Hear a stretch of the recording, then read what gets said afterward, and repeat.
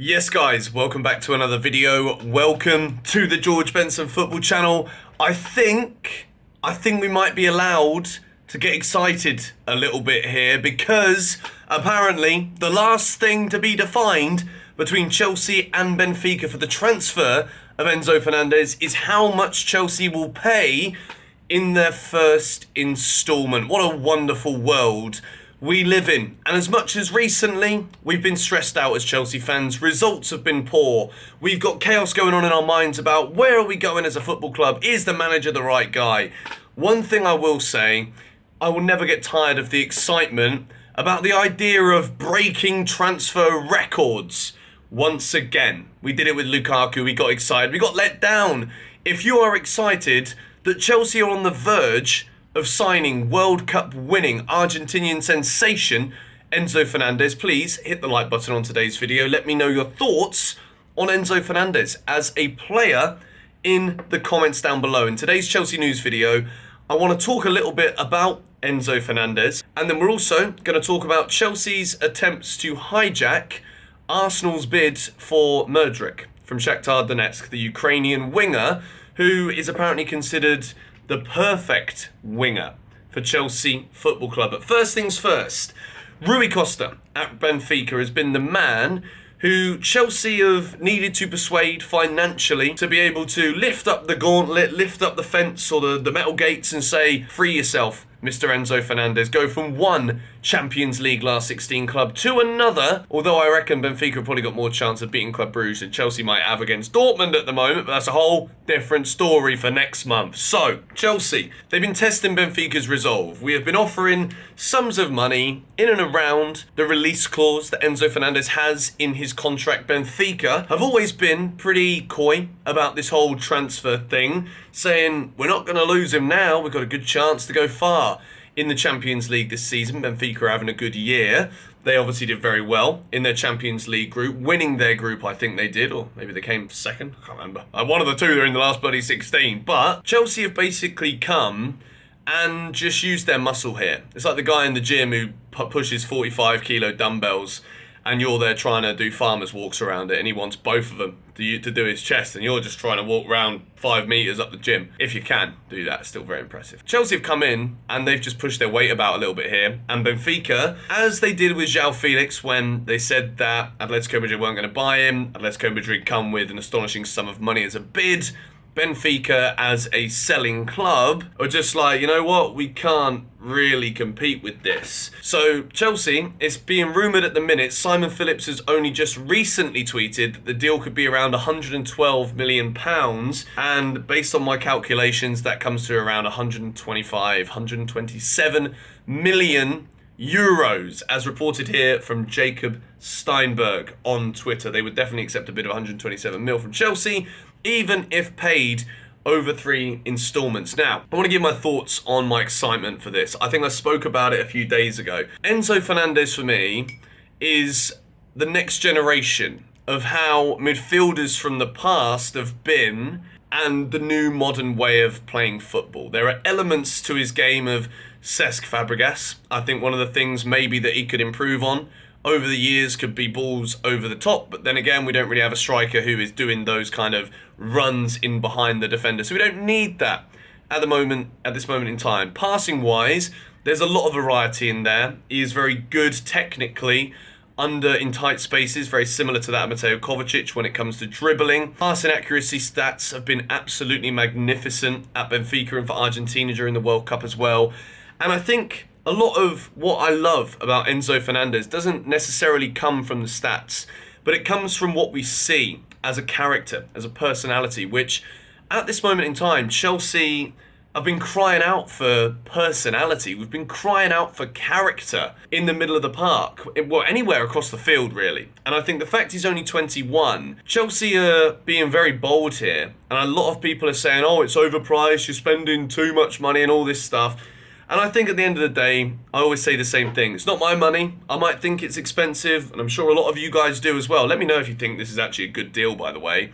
Based off of yesterday's transfer window tier list for Chelsea's last $1 billion spent, be sure to go and watch that link down below. If you haven't seen it yet, I went through the last $1 billion Chelsea has spent and ranked how good of a transfer it was. But I've just got a feeling about Enzo Fernandez. I think he's got the kind of drive and willingness, and now being a World Cup winner as well, the confidence he's going to get from that. And just economically, Chelsea needed to be ready to spend that kind of money on a guy who's just gone and won Young Player of the Tournament at a FIFA World Cup. And he not only did that, but he lifted the bloody main trophy as well with Lionel Messi. So I believe at this moment in time, it is simply a matter of hours, potentially. It's being reported by numerous sources in Argentina, numerous sources in Portugal, and obviously the English-speaking journalists are also heavily reporting now that it's going to be done. This is a tweet from Simon Phillips from many hours ago now. Enzo Fernandez will be sold to Chelsea. Everything is already closed, and River Plate corresponds to a fortune. River corresponds to a fortune that is close to 34 million euros, tax-free money. Unbelievable. River Plate are getting a decent cut in this deal as well. Enzo Fernandez, there's minute details left. What I believe and understand at this moment in time from my scouring of the internet so far today. If it comes back to bite me in the arse, it doesn't matter. You know why? Chelsea have been biting me in the arse for the last 3 months. So it doesn't really matter if we have another nibble from Chelsea losing a player. I just really hope we get this guy. I think he's absolutely wonderful. We now move to speak about Chelsea being interested in Murdryk. If you don't know who this guy is, he is heavily linked at this moment in time with Arsenal. We'd like to say Chelsea's rivals. They're rivals geographically, but in terms of the Premier League table, Arsenal are no longer Chelsea's rivals at this present moment. We will be again at some point in the near future. I do believe that. But Chelsea will only proceed if negotiation with Arsenal collapses. AFC remain the priority for the player, up to the clubs. Now, I want to give my opinion here on this one because I think Mykhailo Murdryk is a very, very good player. I think because we're signing him from Shakhtar, I think the fee would actually be probably higher if he was playing in a different league. But when a player doesn't want to go to you as the first choice, Murdryk wants to go to Arsenal.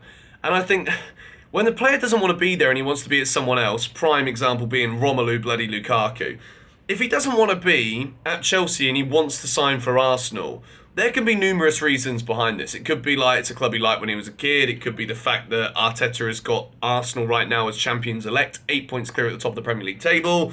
Champions League football looks almost guaranteed for Arsenal next season. If Chelsea offer more money here, but Murdryk wanted to go to Arsenal in the first place, for whatever reason, this doesn't sit so well with me.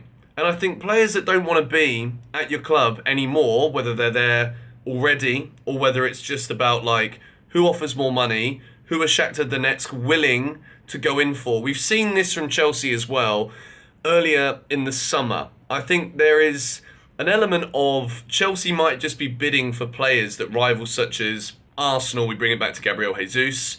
We did it with Tottenham. Chelsea might be doing these kind of things to try and spark these clubs to offer more money, to get them to spend more money, or simply to just be a pain in the arse or a pain in the neck of all of these other clubs. Or there's genuine interest from Chelsea. We do need a winger. That is absolutely 110%.